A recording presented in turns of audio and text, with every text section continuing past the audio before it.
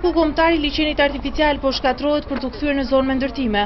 Denoncimi është bërë nga ambientalist dhe urbanist pas prerjes së një sipërfaqe pylli prej 7.000 metra shkatror pranë rrugës së Elbasanit përballë me Fakultetin Filologjik. Sipas tyre, kjo sipërfaqe toke është shkatruar për zgjerimin e rrugës së Elbasanit deri pranë një qendre tregtare. Duke cilësuar të padrejtë këtë projekt, shoqëria civile denoncon se pasti fshihen edhe projekte të tjera që kanë lidhje me urbanizimin e parkut kombëtar.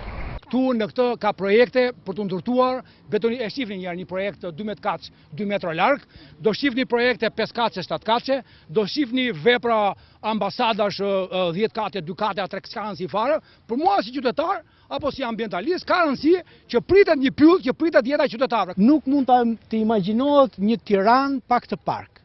Kjo është një gjë që tregon se shpejt, kështu si ky vend që ju shikoni këtu, i masakruar, do të masakrohet i gjithë parku.